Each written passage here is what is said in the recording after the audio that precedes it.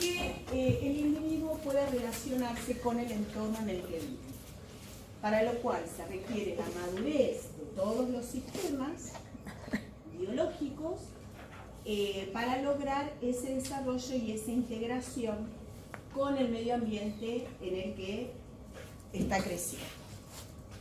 Estos tres procesos son simultáneos, se van dando en forma concomitante y son interdependientes. ¿Sí? Vamos a ver que una cosa influye sobre la otra y viceversa. Bueno, acá tienen los distintos tipos de crecimiento, por hiperplasia, por hipertrofia, por acreción. Durante el periodo prenatal, procesos de división celular, diferenciación, almacenamiento de grasa en las últimas 10 semanas.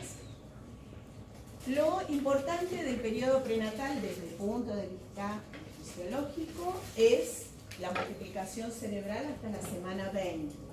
Luego sabemos que ya no hay más división neuronal, de manera que toda nuestra cantidad de neuronas ya queda determinado en este momento. Lo que va a ocurrir luego del nacimiento van a ser conexiones, con quienes se conectan. Igualmente se sabe, se conoce que hay nichos, ¿sí? Por ejemplo, en la placoda olfatoria, que tiene células que pueden dar o pueden originar células precursoras que podrían originar neuronas. Pero no vamos a tener, es decir, el cerebro no tiene la capacidad de regeneración que tiene, por ejemplo, el hígado. Así que bueno, hay que cuidar. Bueno, y después durante el periodo prenatal, factores genéticos, obviamente, dependiendo del padre y de la madre, lo que aportan cada uno con sus genes, y factores netamente maternos como la irrigación del útero, de la placenta, que depende exclusivamente ahora de la madre, que es la que está gestando, el estado nutricional de la madre, el estado emocional, el estado sociocultural y ciertos hábitos, consumo de alcohol, hábitos de fumar, drogadicción, van a tener que ver directamente con el desarrollo prenatal de ese feto. Dos marcadores importantes del crecimiento prenatal van a ser el peso al nacer y el perímetro cefálico, que definen si ese crecimiento prenatal fue adecuado o no. ¿Está bien? Una vez que nace, vamos a diferenciar infancia, niñez, adolescencia, adultez, ancianidad, y un poco tenemos que hablar de todas estas etapas en la clase de hoy, así que voy a ir medio rápido para detenerme en lo que por ahí en las hormonas y demás. La regulación es compleja, ¿sí? Para que no vean que es algo lineal, esto aumenta, esto disminuye, y no. Ahora ya son un montón de cosas actuando simultáneamente y tenemos que tener en cuenta factores genéticos, factores ambientales, como ser la alimentación, la nutrición, la afectividad, ¿sí? La parte emocional. Esto lo vamos a terminar de comprender después cuando veamos sistema nervioso central, sistema límbico en detalle. Esta afectividad tiene mucho que ver con el crecimiento, la madurez y el desarrollo. Obviamente las hormonas, que es lo que vamos a discutir en detalle en esta clase, la actividad física y la condición socioeconómica. Bueno, un poco esto ya lo vienen hablando por ahí en otras materias, ¿no? Entonces por eso nos vamos a dedicar bien a la parte hormonal. Bueno, los distintos tejidos crecen a distinto ritmo, no crecen todos al mismo tiempo y en la misma magnitud. ¿Qué ven en este gráfico? A ver si lo puedo pasar rápido. Dice tamaño alcanzado en porcentaje del crecimiento total postnatal versus edad en años. ¿Qué ven? Por ejemplo, que el desarrollo del sistema reproductivo es muchísimo mayor a partir de los 12 años, alcanzando su pico casi a los 18, a diferencia, por ejemplo, del cerebro y la corteza, que crecen bastante antes, a los 2 años más o menos, y a los 6 años, 4 Sí. llegan al pico. Muy bien. Entonces, el tejido que más crece en los primeros años, el cerebro, ¿sí? El tejido reproductivo demora y recién se va a expandir en la pubertad. Y ahí muestra el linfático con su pico alrededor de los 5 años, pero que ya empieza el crecimiento al año, 2 años, ya empieza el sistema inmune a reconocer todos los antígenos con los cuales se está poniendo en contacto ese niño. Perfecto. ¿Y cuál es la curva que me resume el crecimiento general? Es esta. ¿Sí? Entonces se ve un crecimiento rápido en los primeros años de vida, que se lo podemos atribuir al crecimiento del sistema nervioso central. Luego hay un enlentecimiento de ese ritmo de crecimiento para luego volver a acelerarse en el momento de la pubertad. Bueno, esta curva es la que vamos por ahí a ver un poco en detalle. ¿Sí? Muy bien. Bueno, está todo explicado ahí. Tiqui, tiqui, tiqui. Bien. Y ahí lo vemos de otra manera relacionándolo con el tamaño del encéfalo. Bueno, ¿de qué manera evaluamos el crecimiento en la etapa de la niñez, sería en este caso, ¿sí? Medidas de antropometría, como son la talla, el peso y el perímetro cefálico, estándares de crecimiento, percentilos y tablas, velocidad de crecimiento.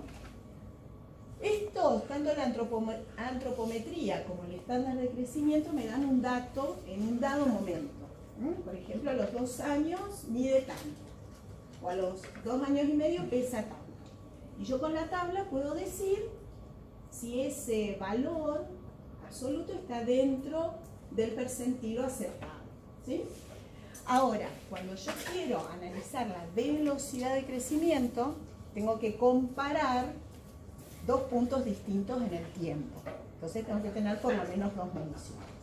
Y vamos a ver que eso es por ahí el dato más importante para el seguimiento del crecimiento de un niño. La valoración nutricional a través de la relación peso para la edad, peso-talla o el índice de masa corporal, que ya lo conocen.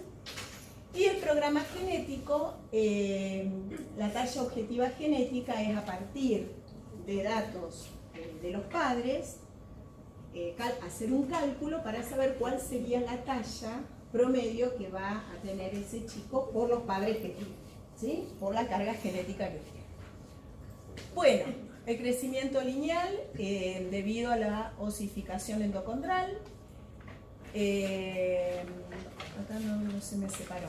Bueno, de la placa epifisaria, esa es la que crece. Y ese crecimiento lineal finaliza cuando se cierra el cartílago de crecimiento, ¿sí? El cartílago epifisario.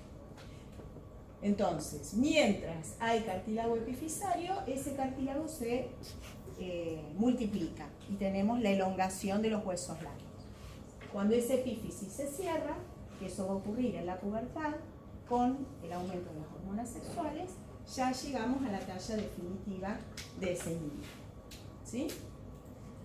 Entonces, tenemos las tablas, por ejemplo, esta es una tabla para niñas y describe la estatura en función de la edad.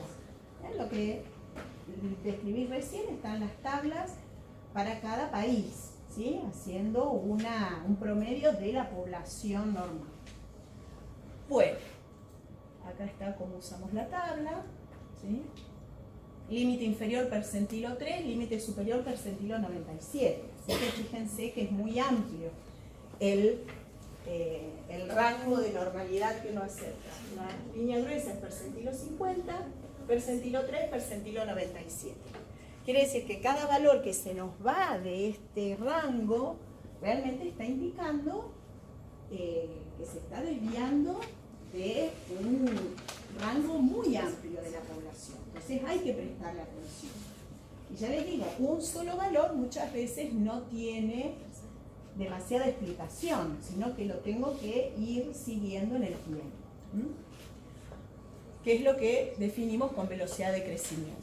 Que tiene característicamente esta forma, ¿sí? La velocidad de crecimiento son los centímetros por año que crece ese individuo. Así que por eso debo tener por lo menos 2 mediciones.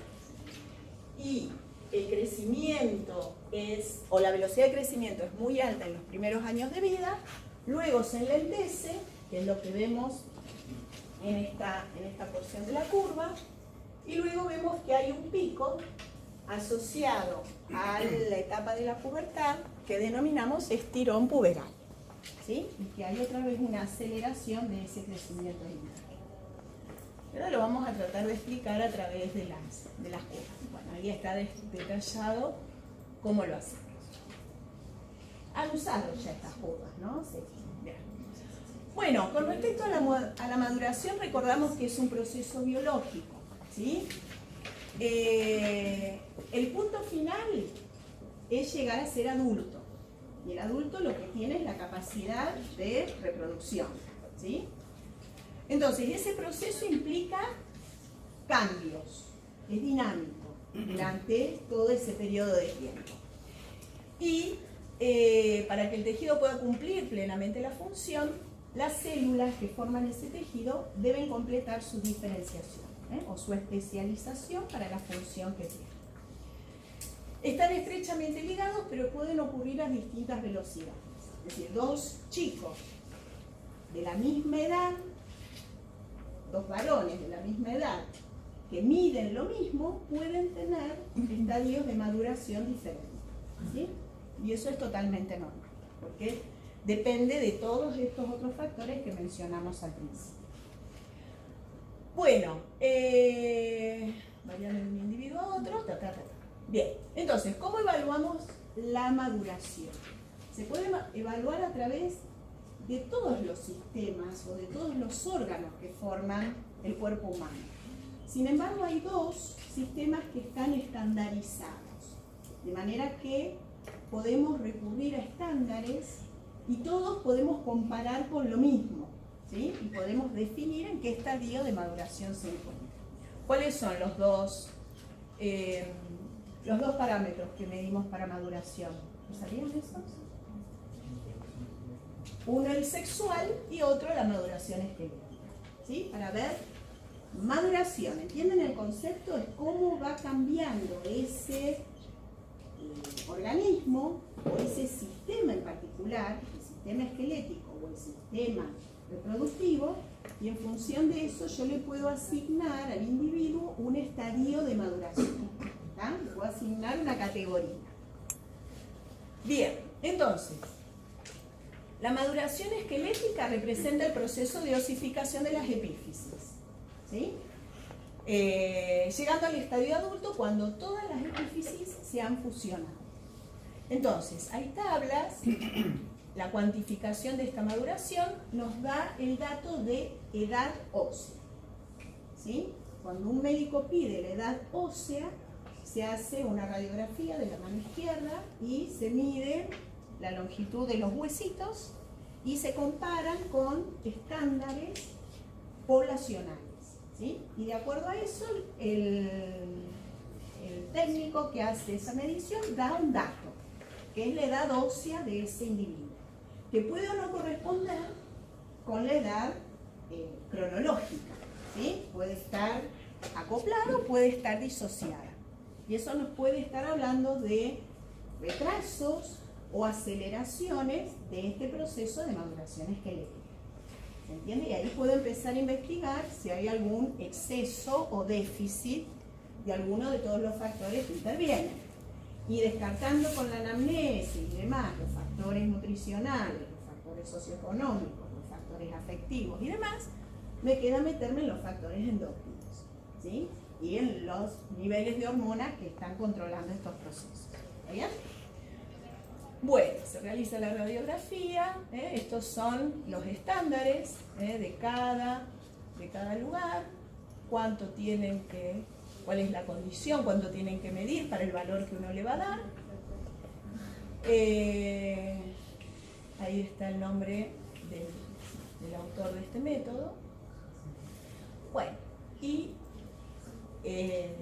nos da esa información de maduración esquelética. Por otro lado, la maduración sexual consiste en la observación progresiva de la aparición de signos físicos que reflejan el comienzo y la progresión de la pubertad. Este también es un proceso, de manera que las edades de aparición son amplias, 10 más o menos 1 año y medio para nenas y 11 más o menos 1 año y medio para varones. Así que tenemos una brecha como de 2 años, 3 años, en la cual pueden empezar a aparecer estos signos. El primer signo que se busca en las niñas es la aparición del botón mamario, que es la telarca. Y en el caso del varón es el aumento del volumen testicular. Eso marca el comienzo de la pubertad, ¿sí? En ambos sigue luego la aparición del vello pubiano, que es la pubarca. Es decir, cada individuo puede demorar el inicio de la aparición de estos signos, pero una vez que se inició, ya transcurre en forma ordenada de acuerdo a lo descrito por Turner, que es lo que vamos a ver ahora. Entonces uno va a ir clasificando el estadio de maduración sexual según la cantidad de signos que aparezcan en los órganos sexuales de esos niños, ¿sí? Entonces la aparición del botón mamario, tejido mamario palpable, vello púbico oscuro, aparición del vello axilar, mayor aumento mamario y areola,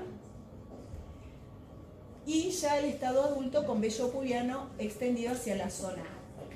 ¿Está bien? En el caso de los varones, el aumento del volumen testicular es el primer signo, y ya luego se define por el tamaño, el volumen testicular. Y también seguido o acompañado por el vello pubiano y el alargamiento del pene. ¿Sí? Recién en el estadio 5 tenemos la espermatogénesis completa. Entonces piensen ustedes que todo esto se va a estar acompañando o va a estar provocado por la maduración del eje hipotálamo, hipófisis, gónadas, ¿sí? Que es el último que empieza a funcionar, ¿sí? Ya vimos el hipotálamo, hipófisis, corteza suprarrenal. Deberíamos haber visto también el de la tiroides, ¿sí? Y el último que termina en tiempo en funcionar normalmente es el eje gonadal, provocando esta maduración sexual, que también, como dijimos, dura entre 2 y 3 años. Entonces, además de estos signos, hay cambios en la composición corporal, en el tono de la voz, vemos el estirón puberal, la maduración esquelética, cambios hormonales relacionados también con las emociones, con cambios psíquicos, por toda la influencia que tiene algunas hormonas, ya sea gonadales o de la corteza suprarrenal, sobre el sistema nervioso central. Una cosa es la gonadarquia, que sería este aumento o esta maduración de las gónadas, ¿sí? Y por otro lado tenemos la adrenarquia, ¿sí? Que es un proceso que se da más o menos al mismo tiempo, a veces un poquito antes, pero que no tiene nada que ver con la pubertad. La adrenarquia implica la maduración de la zona reticular de la corteza suprarrenal y los aumentos de la dehidroepiandrosterona, que es el principal hormona masculina, nombre general, andrógeno, gracias, es el principal andrógeno que produce la corteza suprarrenal, ¿sí? Entonces tenemos en este momento, a partir de los 8, 9 años, tenemos el aumento de la dehidroepiandrosterona por la maduración de la zona reticular de la corteza suprarrenal, sumado al comienzo de la pubertad con la estimulación de la hipófisis para que libere LH, FSH y esas empiecen a hacer efectos sobre la parte. Así que es un despelote, este momento. Bueno, con respecto al desarrollo me refiero a la adquisición de conductas socialmente aceptadas a medida que el niño vive la vida en el hogar, en la escuela, el barrio y va desarrollando competencias o habilidades motoras, intelectuales, sociales, emocionales, ¿sí? Y hay también toda es una construcción, no es lo mismo. Y acá es importante cómo el individuo empieza a tomar control de las acciones que hace y de las decisiones que toma en función de ese entorno, en función de ese ambiente, para sentirse aceptado, para sentirse aprobado, en el caso de la escuela y demás. Y se empieza a mezclar toda la cuestión psicológica y el procesamiento que hace cada individuo de esa información que viene del medio externo. Y cómo eso después empieza a condicionar las respuestas que ese chico va dando, ¿sí? Así que vemos que hay una dependencia muy grande con el medio ambiente, con el entorno. Y esto lo vamos a ver también en el sistema nervioso central, que el recién nacido se evalúan reflejos, ¿sí?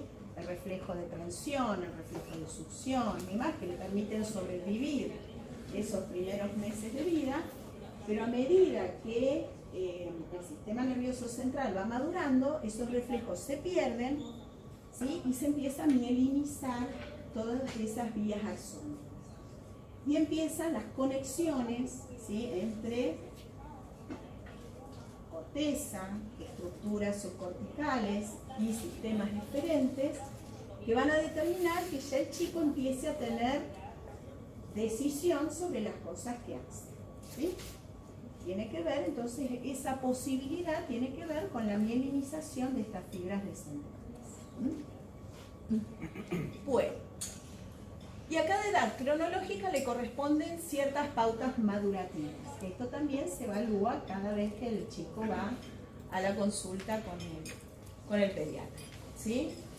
El área motriz gruesa, bueno, a cada momento cronológico le correspondería, por ejemplo, abrir puertas o cajones. Abre puertas o cajones, sí. Entonces, hacen cosas los chicos y eso está mostrando que está interaccionando con el medio. Está bueno eso. Por ahí lo llamativo es cuando el chico no interacciona y se queda sin hacer cosas, ¿no? Bueno, ahí están todas las áreas para que vayan mirándolo, el que ya se está definiendo por la pediatría, tiene todo lo que hacen los pibes. Bueno, entonces, fíjense, crecimiento me define tamaño, proporción, composición de los tejidos. La maduración la voy a ver también a nivel de todos los órganos, pero los que se estudian son el esquelético y el sexual porque tienen parámetros ya establecidos. Y el desarrollo va a ser motor, cognitivo, emocional, social, y todo esto va a ser, va a construir un individuo que se va a ir conociendo a sí mismo y va a ir aceptando sus limitaciones o sus características de crecimiento, de maduración, de desarrollo, y eso le va a permitir, ese conocimiento de sí mismo le va a permitir desarrollarse o hacer actividades, ya sean motoras, cognitivas, intelectuales, en el ambiente en el que le tocó desarrollarse. Y eso es fundamental para cualquier sociedad en crecimiento o en desarrollo. Entonces acá ya entramos al aspecto sociológico, que también tiene mucho que ver con lo que ha pasado en los primeros años de vida estos niños.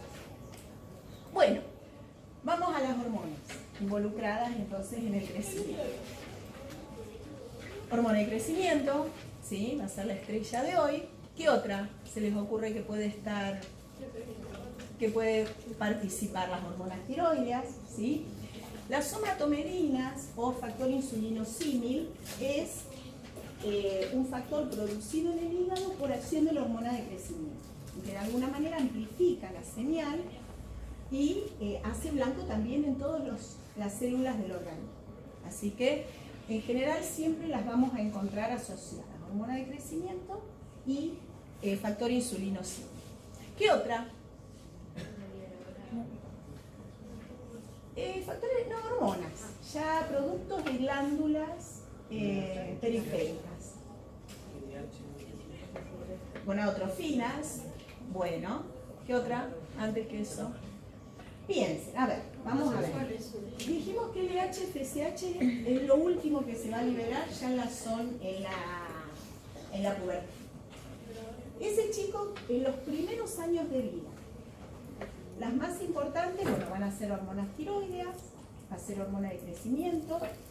¿Y cómo aseguramos que ese organismo aumente de tamaño y que sintetice nuevas moléculas? Insulina, perfecto. Bien, insulina.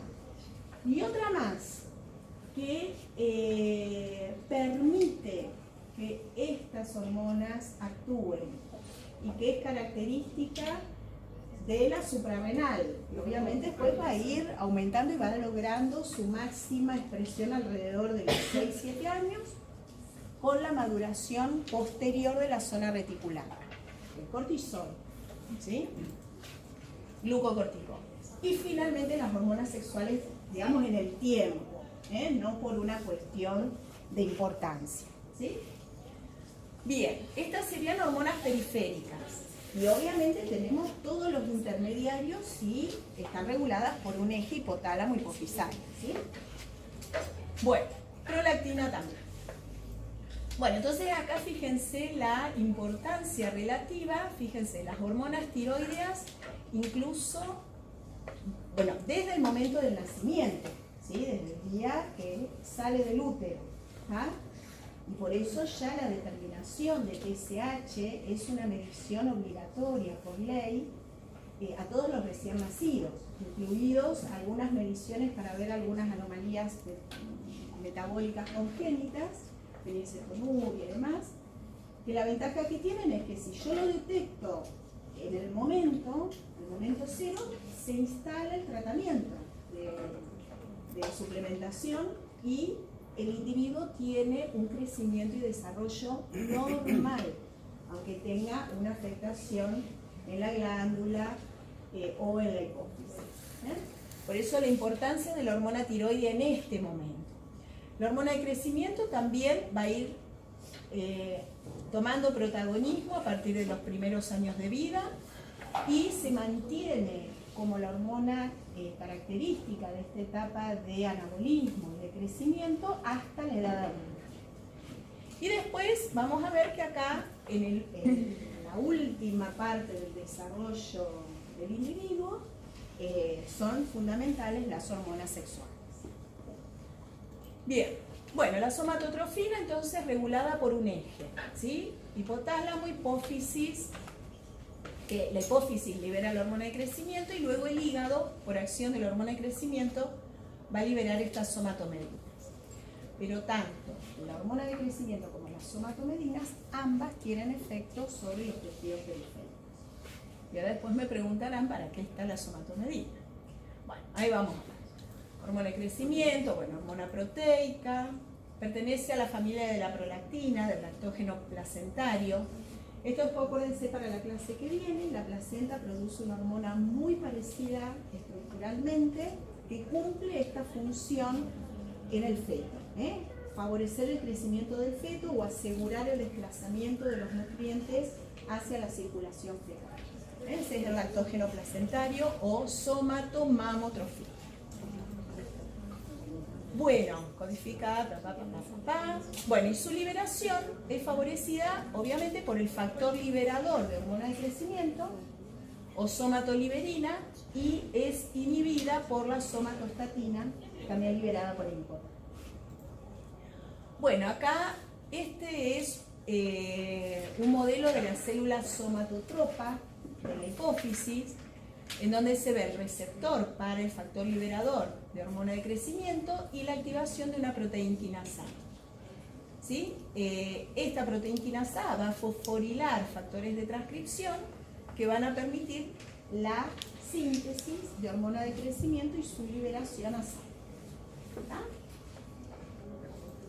Bien, y acá ya les empiezo a mostrar cómo esta hormona de crecimiento que sale a sangre, favorecida por el factor liberador de hormona de crecimiento y favorecida también por un montón de otras señales periféricas, ¿sí?, tiene factores que la inhiben. Ya hay una retroalimentación negativa, ¿sí? Las mismas somatomedinas inhiben o frenan su liberación. Y también señales que vienen del hipotálamo como la somatostatina. Vamos a ir agregando señales, Bueno, acá se ve lo mismo y se ve cómo el hígado tiene receptores para hormona de crecimiento y libera el factor insulinosímil, pero como también las células periféricas también tienen receptor para hormona de crecimiento y receptor para somatomedina, para ambos. Cuando nos metamos en somatomedinas, ahí van a entender, cuando veamos el mecanismo de acción, van a entender cuál es la función principal de estas somatomedinas. Bueno, este es el principal estimulador que proviene del hipotálamo. Las neuronas están en los núcleos arciforme y ventromedial. Y la somatostatina también producida en el hipotálamo por el paraventricular. Otra más que modula la producción de hormona de crecimiento es la grelina, ¿sí? Y hay otras influencias suprahipotalámicas y periféricas que las vemos desde acá. Ritmos de sueño, es decir, ritmos circadianos, el estrés de tipo psicogénico, generado en la corteza, la hipoglucemia también es un importante estímulo para la liberación de hormona de crecimiento, el ejercicio también, y después influencias de serotonina, adrenalina, dopamina, toda la mezcla de mediadores difusos que tenemos en el sistema nervioso central. No me interesa que sepan todos, pero no se olviden de ritmo circadiano, no se olviden de la hipoglucemia, el ejercicio, todo, ¿no? Bueno, estimulantes, acá se los nombro. El sueño lento y el estrés físico aumentan la liberación de hormona de crecimiento. Y esto un poco justifica la recomendación que hacen todos los pediatras de que los chicos tienen que hacer ejercicio, tienen que hacer deporte. No solo porque el mismo ejercicio libera hormona de crecimiento, sino porque además hay que asegurarles que tengan un buen periodo de sueño. A lo mejor la duración del sueño a lo mejor no es tan importante como la calidad de ese sueño.